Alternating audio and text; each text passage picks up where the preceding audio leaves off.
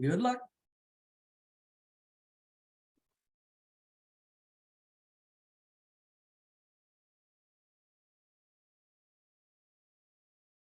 Going to give it a couple of minutes to let a couple of people join in on the webinar, then we'll start right up here in a minute.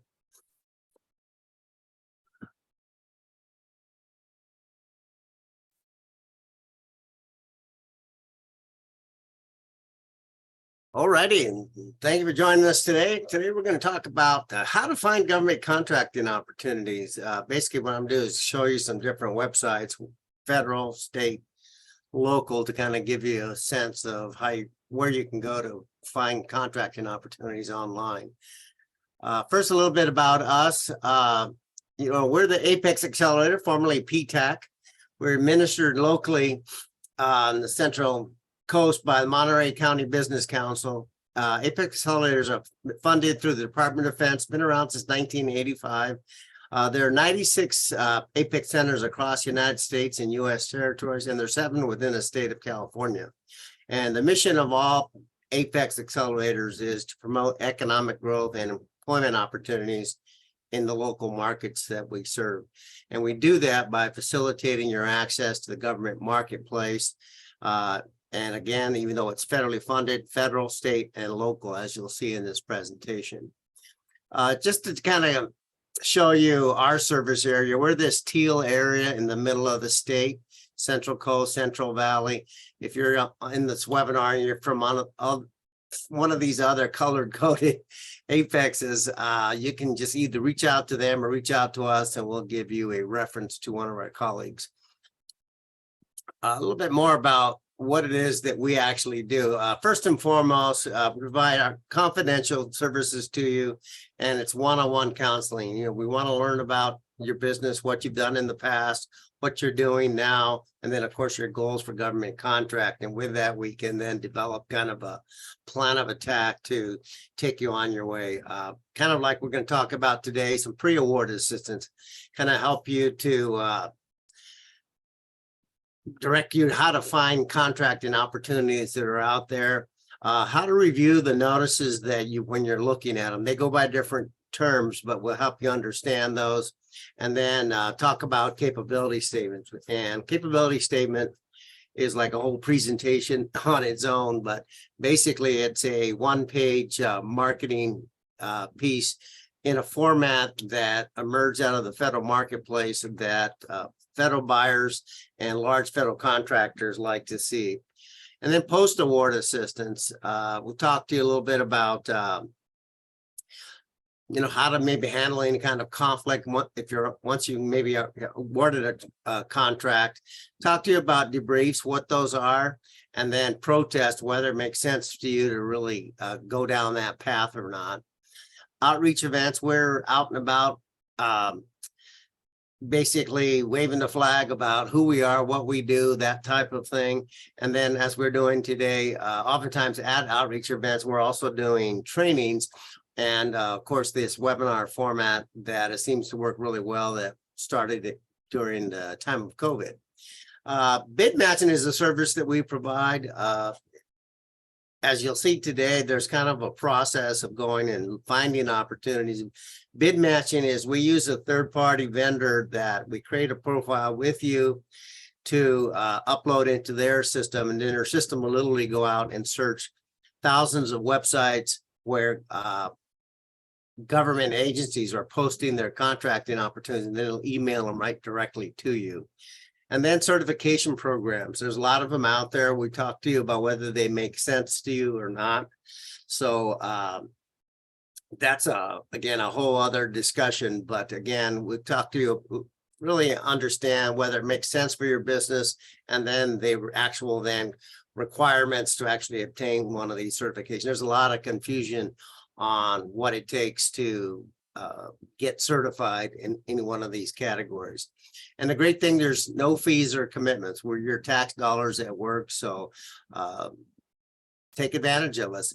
With that, I'd like to introduce to you a strategic partner of ours, Sharon Mikesell with the Cal Coastal Small Business Development Center, and let her tell you a little bit about the services that they provide. Great. Thank you so much, Victor. And as Victor mentioned, I am Sharon Mikesell. I'm the program manager at the Cal Coastal Small Business Development Center. You may also know us as Cal Coastal SBDC. If you aren't familiar with us, there are about 1,000 SBDC centers nationwide. We're part of the Central California SBDC network. Cal Coastal SBDC provides small businesses in Monterey and San Benito counties with no fee one-on-one business advising, training, and access to comprehensive resources and information to help businesses start, grow, and succeed. We provide financial education, business plan guidance, marketing tips that help businesses get started, and also get started with government contracts of all sizes. We find a lot of our clients get started in government contracting as subcontractors or with contracts with cities, counties, and special districts. Our services, of course, complement Apex Accelerator's services, so we recommend signing up for both of our organizations, especially since, as Victor mentioned earlier, there's no cost to you. And why is it no cost to you? Because we have the support of our partners that include the U.S. Small Business Administration, the California Office of the Small Business Advocate. We have several local partners that include the Monterey County Workforce Development Board, Monterey County Business Council, City of Salinas, and of course, our host and small business lender, Cal Coastal Rural Development Corporation. So if you're not already our client and you're in Monterey and San Benito County, please visit our website, calcoastalsbdc.com, click that little green Get Started button, and you can follow us on social media no matter where you are. So thanks for joining us today, and I'm going to throw it back over to Victor to start today's presentation. Thank you, Sharon. So let's see here. One thing I want to mention too, before we really get started is you'll receive a copy of this PowerPoint and then a link to the presentation should you want to watch it again. So the other thing I'll mention too is save your questions till the end, and you can just post them either in the chat or the Q&A, and then I'll answer the questions for you. Finding government contracting opportunities, I just kind of want to let you know that, there's contracting opportunities with the federal government, state government, and local. And local includes cities, counties. Oftentimes we don't think of things like schools, water districts as government, but they are. And then also, the airports. And so keep that in mind too. So for many of you, for some of you, the low-hanging fruit to getting your first government contract may not be with the federal government. It could be with, the county or the city or the school district that's near you. So as I go through this presentation, basically, I'm going to kind of walk you through first federal, state, and then some local opportunities. First, I'm going to talk to you a little bit about, this will you'll understand why I'm going to do this, but some terms that is used in the federal marketplace. So a sources sought notice is a notice that the federal government posts that basically what it is sometimes people will call them a request for information. They'll describe a contracting opportunity, and what they're doing is they're going to ask you to respond to this sources sought notice, telling them that yes, you have done these types of sold this kind of product or service in the past. They'll ask whether you're maybe a part of a socioeconomic group such as a woman-owned, 8A, HUBZone, or something like that. Because they're doing their market research to determine whether they want to set aside the contract specifically for a certain group. Oftentimes in the sources sought process, they'll ask you to actually submit like a capability statement that I mentioned earlier. So it's a nice way to start actually getting people that are going to be involved in the procurement a little bit more familiar with your business by responding to that. Solicitations. So the federal government, when they post a contracting opportunity, they call them solicitations. And so that's the notice that is posted. And that's what you're going to be responding to. Either it's going to be an RF, request for quote, or request for proposal, but they call it a solicitation. Pre-solicitation is a notice that comes out typically like a week or two before the solicitation comes out. So one of the things that if you kind of look at this as a sequence, there may be a sources sought notice that comes out about an opportunity, so you know it's coming up. Then there might be a pre-solicitation that'll provide you more detail on the opportunity. And then so you can actually then start preparing things that you may need to prepare in order to submit your offer to the government when the solicitation comes out. Again, typically, if you see a pre-solicitation, the solicitation will come out a week or 2 weeks after that. Sometimes what you'll see is what's called this combined synopsis solicitation. So if it's kind of a smaller dollar value opportunity, with not a lot of, say, documentation to provide to the offers so that they can submit an offer, they'll just put it into what's called this synopsis solicitation. They'll give you a synopsis of the details of what it is they want to buy, and then kind of a short form for you to fill out offering your price. This last one I want to mention is set asides. You heard me mention in the sources sought is that the contracting team is trying to determine if they should set aside the contract opportunity for a specific socioeconomic group. The most common set aside that the federal government uses is a small business set aside. But then they have other goals that they need to meet. So you'll see that they'll have a goal for, say, woman-owned business, veteran-owned business, hub zone, 8A. So when the government is setting aside an opportunity for, like, say, a good example is a woman-owned business, that means that only women that are certified through the SBA can submit an offer on that opportunity. So that's really important for people to know, is that if it is set aside, you need to be certified. You may be legitimately 100% woman-owned business, but if you're not certified, you can't submit an offer on the opportunity that's been set aside for women. You can submit the offer, go through all that, but they won't even review it if you're not certified. So make sure that if that's something that you're looking into, talk to us about certification and whether it makes sense or not. Preferences are similar. I put that here. I added this yesterday. In the state of California, for the most part, they can't set aside a contract for, say, woman-owned, minority-owned, etc. But what you'll see is that local governments will give preferences to, say, the most common one is they'll give a local preference. So it'll be like, we'll give you if your price is within 5% of the lowest offer, but you're local, but that lowest offer is from, say, another county, we're going to go ahead and give you the contract, because again, they want to help the companies that are based in that local market. The state does have, and I'll show you this a little bit later, they have two set asides. One is for small business and the other one is for disabled veteran business enterprises. So this is the federal, it's called SAM.gov. So if you want to sell to the federal government, for the most part, you got to register in SAM.gov. If you're not registered in SAM.gov, I'll tell you, don't try to do it on your own. Register with us. We'll walk you through the process, because it's undergone a major overhaul that's made it really confusing, and it's much easier for us to kind of have you do it correctly the first time versus you make a mistake and then you need help to kind of fix that mistake. To take advantage, though, of the opportunities in SAM.gov completely is you want to sign in. So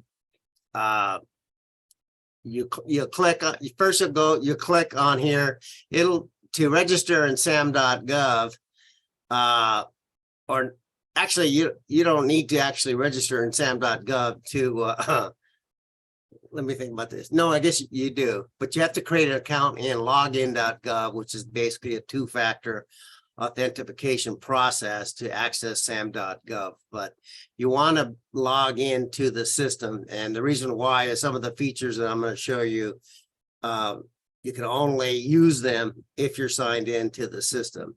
You can look for contract opportunities in SAM.gov, but some of the things like, say the searches that if you want to save them or if you want to follow an opportunity to receive notifications on it, you can't do that unless you're signed in. So make sure you sign in so you can really take advantage of the website. So once you sign in, this is the landing page they call the workspace. So you want to click up here where it says home. And then it takes you to this page, and then you'll see various, they call these things widgets. Why, I don't know, but click on contract opportunities. And then once you're getting to contract opportunities, if you already know, like the, like here, the solicitation number, you can enter that. But basically, I always just go click on the advanced search to get to where I want to go. So when you're in advanced search, on the left, you'll see all these filters over here, and there's more of them down here. I'm not going to show you all of them. I can tell you that the fewer filters you use, typically the better the results are. Once you start picking too many filters, then it doesn't really pull up that much information. But just as an example on this one, I had typed in the keyword construction, and then updated date, I put in past 3 months. If you click on these little arrows, it'll give you timelines. Like this one says anytime. And then a notice type, on the notice type, you can, again, there's a selection of different types of notices that you could, like example, look at just awards in here. But I picked pre-solicitation, solicitation. And then I ran it, so it pulled up these construction opportunities that you see here. And you just kind of, I just kind of want to go down this list a little bit so you can kind of look at them and you can kind of just kind of glance at them. Sometimes just by glancing at them, you can kind of tell whether or not it may be something that you may be interested. Like this one here, Genoa well construction that we're going to look at. Maybe you've never done any kind of well construction. You do more kind of erecting buildings. So that may be something that you have no interest in doing. So you may not even click on it. Or you'll look over here at on the right, and you can look at when the offers are due, and you can say, oh, first time you see it, you realize the offer is due like within the next couple of days or something like that. So you're not going to have time to put together an offer. But if you click on, let me go back here. If you click on where it's the titles of these, like this blue here, then it'll take you right to the opportunity. And again, I'm not going to go through all of this with you because I want to show you some of the other government sites. But if this is an opportunity, you go through it, you look at it, go, wow, this is right in my wheelhouse. I really, want to make sure that I submit an offer on this. You want to click up here where it says follow. And then what that'll do is the system will automatically, anytime there's an update to this contracting opportunity, this solicitation, it'll send you an email in real time that, hey, there's been a new document that's been added, etc. And it's really common, especially in construction, that you'll see new documents added after the original solicitation is posted. One of the most common notifications is when you'll see a solicitation. In the solicitation, they'll say, if you have any questions, you have up to this date in which to submit questions to this person. What they'll do is they'll compile all the questions and then list them and then answer them, and they'll post that as a amendment to the solicitation. So you want to make sure that again, you're paying attention to any amendment. One of the things that happens in this process, the federal government, is anytime they post a notification, then part of it is a form that says, this is a notification, and then you need to print that out, sign it, and submit that with your offer, basically telling the government, I have seen and understood every update to this opportunity. So this is just kind of the continuation of this previous page. So here you could just kind of see that up here it said it was active. Again, this thing was a couple of years old, but who it was with, Department of Interior. Here's more information that, of course, you really want to take a look at is like when the offers are due. So that is really important. Again, if the offer due date changes, you'll see that published here where they'll say original offer due date was, say, September 8th. Then they'll say updated offer due date might be October 2nd or something like that. This classification is important because here's where they're going to tell you whether there's any kind of a set aside. So you can see it says original set aside. It may say full and open. That means anybody can submit. This one happened to be total small business. It could say veteran or woman owned or 8A, whatever. And then NAICS code. A NAICS code is this code that is assigned to it. And so that's important. And one thing about it too is that if you start seeing a code that see opportunities that appeal to you, but they're starting to use the code that maybe you're unfamiliar with, or it's not part of, say, your SAM registration, you may want to just go ahead and add that code to your SAM profile. You can see here, again, you see down at the bottom, it says attachment links. So here's where these are documents here. So this bottom one here is the actual solicitation. This specification document, so those are specifications. And then this wage determination document is a document basically that's saying these are the prevailing wages that you're going to have to pay your employees that will actually work on this job. But this one is the one that's going to have all the details about when and where you need to submit your offer. That's where you put the pricing, those types of things. So that one's really important. As I mentioned earlier, there'll be a question and answer period in that solicitation that they'll say, okay, you send your questions, and typically this primary point of contact is the person that they'll list as who you send your questions to.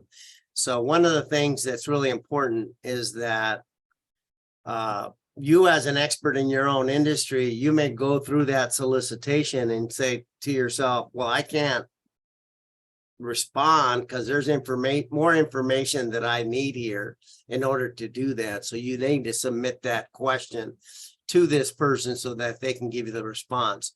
Again, even though they give you the phone number of this individual, if you call them, they by statute, by law, cannot, once this solicitation is posted, give you any information. That's why they go through that process of gathering all the questions that come in, documenting what they are, and then answering them and then submitting them out so that everybody's on an even playing field. So don't, again, waste your time trying to call somebody thinking that you're going to get some inside information from them, because you won't.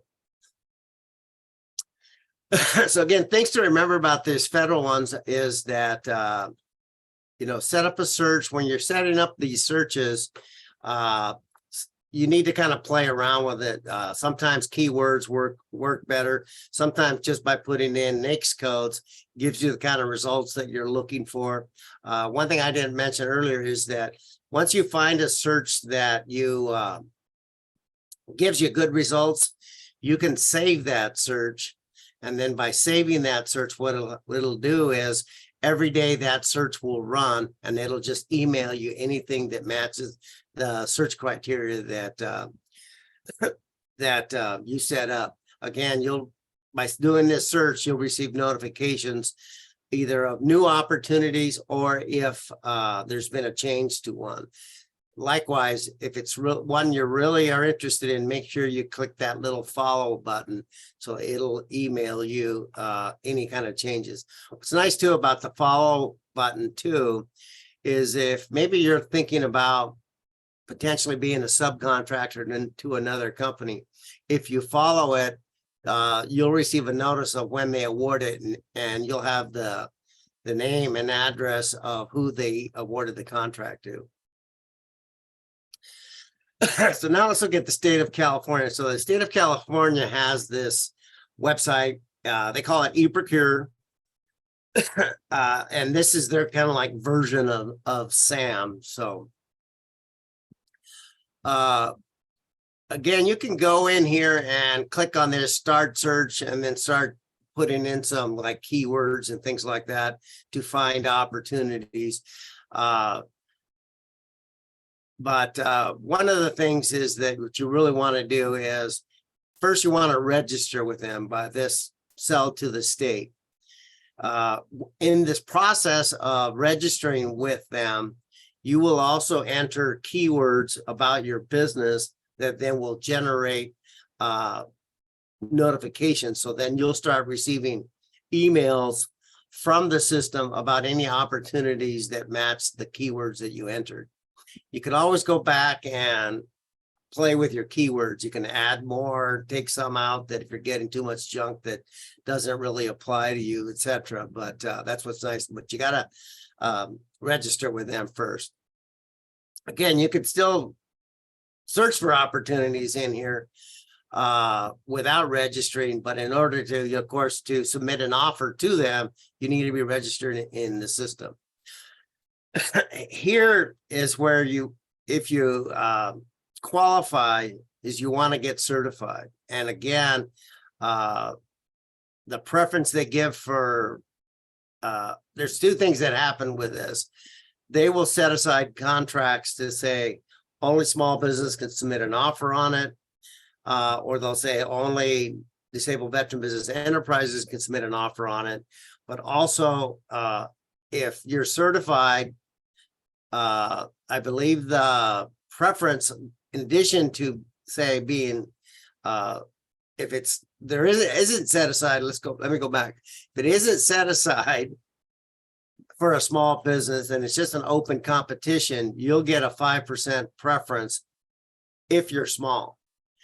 If you're a disabled veteran, on top of that 5%, that's another 3%. So you get a total of 8% preference if you're bidding, if it's an open competition and you're bidding against a larger firm that was awarded the contract and then you had the second lowest price. So apologize for that. So kind of like with the SAM, you want to go ahead and do this advanced search criteria. One of the things I'll tell you too is, like I mentioned in SAM, they call their contract opportunities solicitations. The state of California calls their contract opportunities, as you see here, they call them events. Why? Who knows? But that's what they are. The first time I looked at this, I had no idea what it meant. And I finally figured it out that, oh, that's what they're calling their contract opportunity is events. So click on that advanced search criteria. It opens this up. So then you can put in more detail as to far as what it is that you're looking for. You can actually, like in this service area, pick certain counties, those types of things. Like I said, this one here, I just put in construction just to kind of keep it broad. And then, of course, this UN SPSC codes. Federal government uses NAICS codes. The state uses a different coding system. So you need to familiarize yourself with that. So by running this search for construction, you can see here that, you know, some listing of different constructions came out, construction contracts. And then if you look at one, say like this one here, this 3-bay building construction, if you click on that, it opens this next page, gives you more details about what it is they're looking for. They want a 3-bay apparatus building construction located at the California Army National Guard training site, Camp Roberts, blah, blah, blah. This event package is where then you can go then and see all the blueprints, the plans, those types of things. So you want to go there to get more of the information that you're looking for. And that'll have the event package too, will have all the instructions as to where you need to send the offer to and all those kinds of things, who you submit your questions to, those types of things. So now with local governments, you know, again, it's your cities, your counties, school districts, special districts like water districts, you know, could be that your local airport, etc. So those are all government opportunities. And so I'm going to show you a couple different sites just so that you'll kind of understand, because one of the things about once you start looking at these websites is they don't all follow the same protocol of where they post their opportunities. So with the city of Salinas, under this business menu, you click on there, and then it opens up this pull down menu. You can see, okay, here's bids and requests for quotes. So it's like, great, that's what I'm looking for. So you go in there. And one of the things that I'll tell you that's important to know, that I updated this yesterday, and what I'm seeing is a trend where a lot of these local governments are going through a third-party vendor to post their opportunities and as the portal for you would submit your offers. Unfortunately, those third-party vendors, then you need to pay a fee in order to submit an offer to them. With the state, with the federal government, there's no fee, but I'm seeing with local governments that you're starting to see a fee. The fee for the site, it's kind of hard to see here, but it's called planetbids.com, and you'll see some stuff here in a minute. It's $395 subscription a year to use their system. For $395, it's, you know, it's not just the city of Salinas. It's actually, by paying that fee, you can see a lot of other government entities that are part of their site. And so that way you can think, well, then maybe $395 isn't that expensive when you consider that you can submit offers to you know, a much larger pool of potential customers. But they, you know, they hear some instructions, you know, register your company and get notified and those types of things. Again, once you register your company, like the state's website, it'll automatically just start sending you opportunities that kind of match the profile you set up. As I mentioned earlier, you can see here that they post with the city of Salinas that they have a local business preference. So in determining the lowest bidder, a qualified local business will receive a 5% preference. And they're saying here that to be recognized as a local business, you must submit a declaration of local business form to the city's finance department. So it would behoove you to, you know, to do that. Anything that could help you, you want to do that. And then down here, there's a click here that you can click on. It takes you to some instructions on how to register on Planet Bids. If you click on here, just to planetbids.com, it takes you to their website. And then there's a couple things here. If you click bid opportunities here, you can see this one, it was City of Salinas, because we clicked on it from the City of Salinas website. It took you right to their portal. If you're registered with them, again, you can start doing searches for a variety of other cities in the state. So when you click on that, but these are the projects that the city of Salinas has posted into this Planet Bid system. You can see most of them are all closed. Only this one is open, this on-call job order contract. But again, if you click on it, it gives you more information on this opportunity, etc. There's more information down below here about this.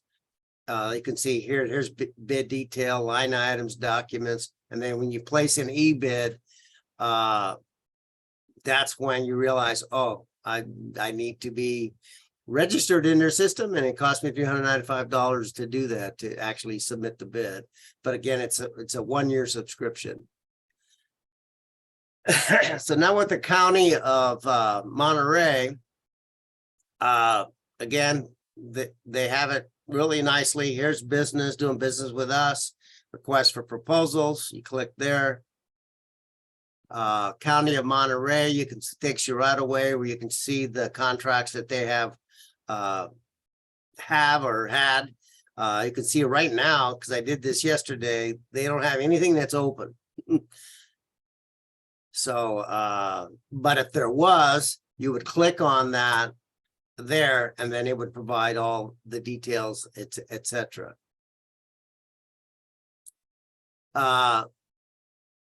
One thing that they do, which is nice, is that on the County of Monterey here, is that you can register for RFP, RFQ, e-notifications. So again, here you can click on that, and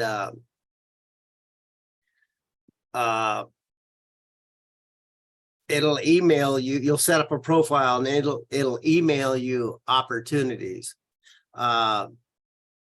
And then also you can see here, it says for public works, facilities, and parks, please visit, and they give you another website where there are more opportunities. So again, these are two different things. This is just RFP, RFQs, but this is all pretty much construction stuff down here. When you think of construction, they're using the term public works.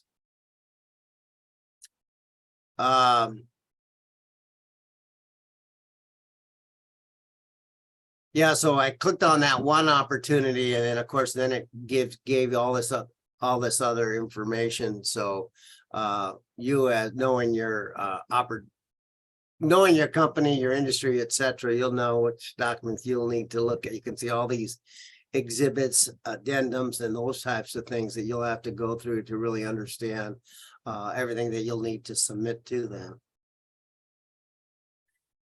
So now with City of Hollister, over here they have business like we saw with Salinas and the County of Monterey.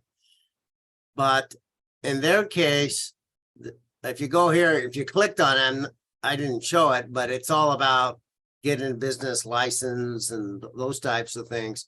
But underneath services over here, that's where they post their open bids and RFPs. So again, you have to sometimes go to these websites and kind of play around with them to find the information that you're looking for. And then once you click on that, it opens up this page, and then you can see here BidNet Direct, current bids and RFPs. So BidNet Direct is another company like Planet Bids that you will have to pay a fee in order to get the details of the opportunity and then actually submit an offer on. That's why I'm seeing a pattern that you're seeing, that a lot of these local governments that said, hey, instead of us, hiring webmasters to manage these websites ourselves, let's just outsource it to someone else. And then the people that really want to do business with us, they'll pay that fee. So, but here you can see that's where they've got this project, industrial wastewater treatment plant. You can click on that. If you click on it, I'm not sure if it's there. Yeah. If you click on it, basically it'll give you just a tiny bit more information, but Again, like it says over here on the right, register to bid to really see the information that you need to really even make a go, no go decision on whether you even want to go through the process of submitting a bid. You have to register with their site. And this one, I don't remember. I didn't look up what the fee is, but it's probably at least a couple $100. Now with this, I want to show you larger primes. So one thing that especially in the federal government space, if it's a federal contract, then large primes need to submit what's called a small business participation plan. In that plan, they need to they have to meet a certain percentage of doing subbing out small business to small businesses, women-owned, 8A, veteran, etc. So what you'll see is companies like this SC Anderson are out looking for subcontractors. So you can see here in this where they kind of describes what they're going to be doing: modernization of existing gymnasium and expansion of existing locker rooms and lobby that are consistent of the following trades. And so they list all these different trades where they'd like to, get offers from subcontractors because they need to meet these small business participation goals. So if you're like, in a trade, like, again, you're a plumber, electrician, or anything like that with this, the contract's going to go to a general contractor. And so you want to start marketing, promoting yourself to these large primes. One of the things that's common when you're reaching out to these large primes, that they put out those notices like you just saw, is they'll ask you to please go to their website and complete a subcontractor qualification form or something like that. They use different terms, but it's for you to go in there, list some projects you've done, your bonding capacity, your safety information, those types of things. And it's just an easier way for them to find you when they have something, if you're already in their database. Harper Construction on the 23rd of August, they've got some big projects they're going to be doing out at Naval Air Station Lemoore. So they're having an event in Fresno on the 23rd, looking for subcontractors, and this is what it's all about. And you can see here by going to their website, here's this subcontractor pre-qualification form, insurance requirements, sample subcontract. So that way the smaller company that would be a sub, they kind of could see what the subcontract would look at. But these top two is definitely something they're going to want from you. But again, it's a great way to increase your revenue. In some jobs you could be the prime yourself. On another job, you're the sub because you've got some in-house specialties that you can do. Okay. So one of the things that again is that you can see there's federal, state, local. They're all fairly similar, but there's slight differences in them. So again, different terminology. The federal government is calling their contract opportunities solicitations. The state calls them events. The local governments, they're calling them RFQs and RFPs.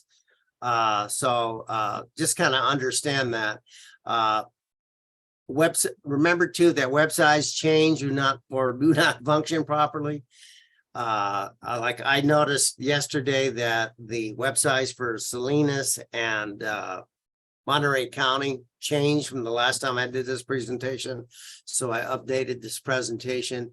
And again, with the federal government, especially, I think, sometimes those websites just aren't working. And if that's the case, just wait a few hours and go back to it, or wait another day and go back to it. But unfortunately, that's just the way it is. Again, sign up for notifications if they're available to you. So anything that can save you time, so that way contracting opportunities are just emailed to you. That's just a great way to kind of, again, just be more efficient. Same thing goes for our bid match. You know, basically that's exactly what that is as well. And then if you do see an opportunity that you really have a lot of interest in it, the federal government's SAM system is the only one that you can actually follow it, and it'll send you a notice anytime there's like a change, a modification, amendment to it.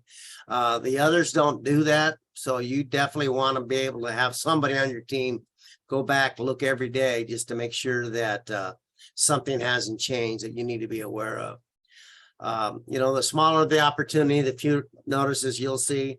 One of the things about that is kind of these micro purchases is that micro purchases typically is something like under $20,000.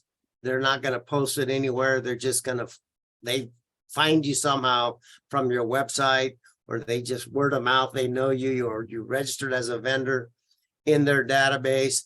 So that's how they're going to find you, and they're going to call you up and say, hey, or send you an email. And this is what we want. Can you give us a quote? And then they're just probably going to go with just the lowest price and then pay with a credit card. Outreach events, you know, go to events so that you can introduce yourself to, you know, government agencies, to prime contractors, etc.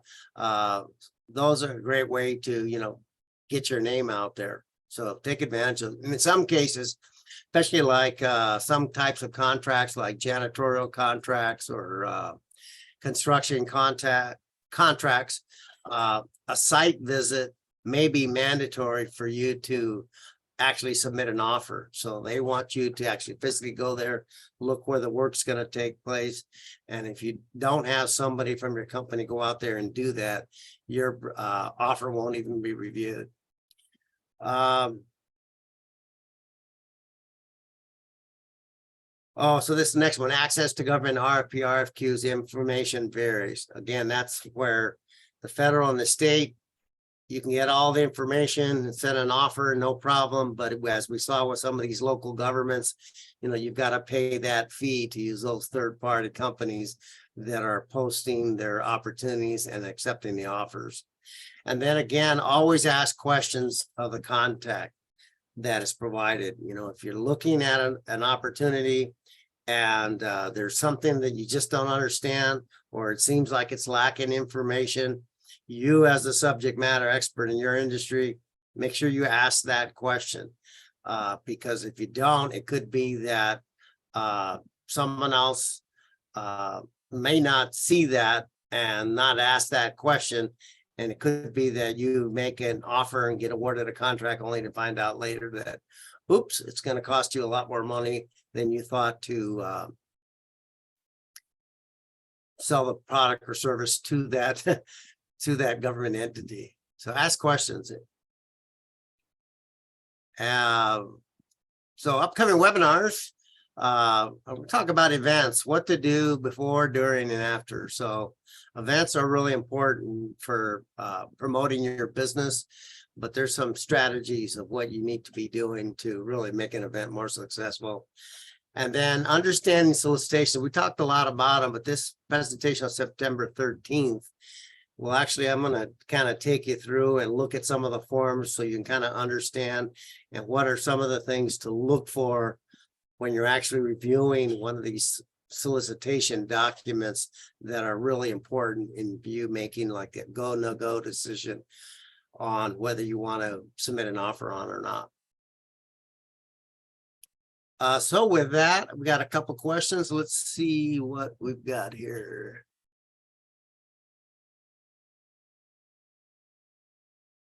Somebody asked about by sharing the recording, yes. And you'll get the PowerPoint as well. And somebody asks,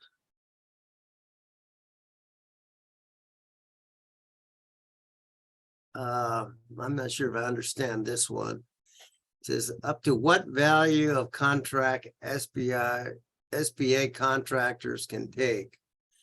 Well, there's no such thing as an SBA contractor, so you can submit an offer on any contract that you think that you have the capability to perform on.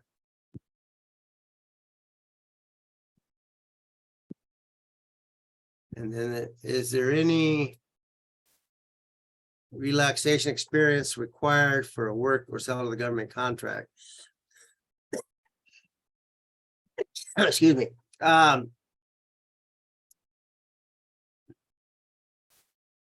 Not really. The reason I say that is, nobody, even in the private sector, really wants to be your first customer. Now, again, you as a new business, though, you can say,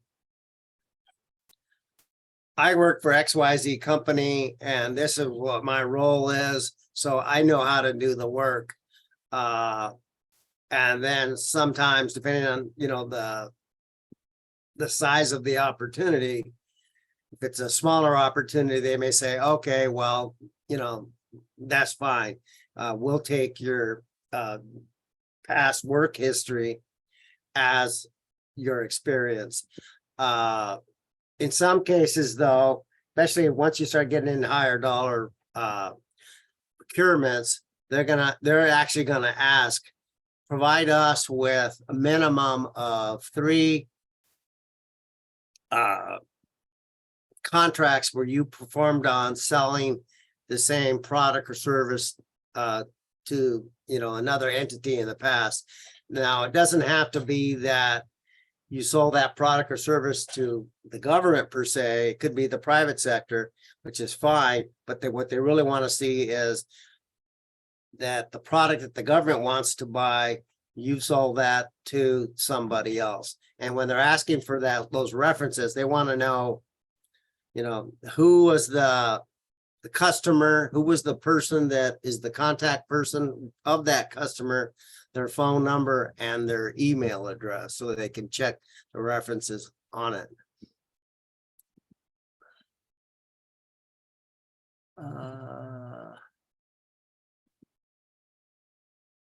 So question somebody asked is, what is the event and location of the event that I mentioned that Harper Construction is having? So Harper Construction has an opportunity out at the Naval Air Station Lemoore. So they're looking for construction subcontractors that would work for them. It's at, let me see here, I can tell you.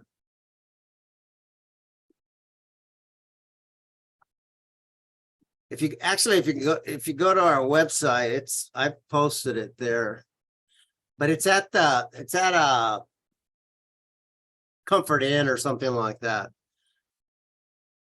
But oops, there I go. Let's see here. I'll tell you.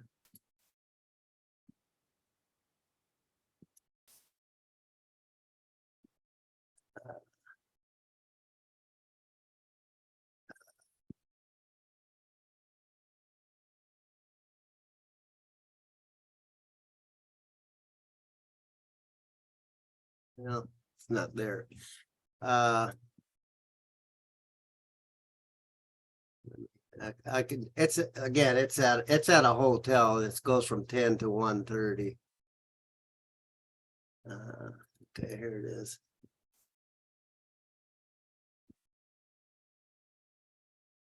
It's at August 23rd, 10 a.m. to 1:30 p.m. Courtyard by Marriott, 140 East Shaw Avenue, Fresno, in the Yosemite Room.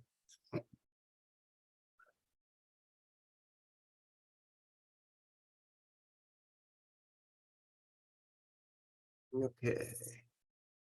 Let's see if I got any more questions. Well, I'm not seeing any more questions.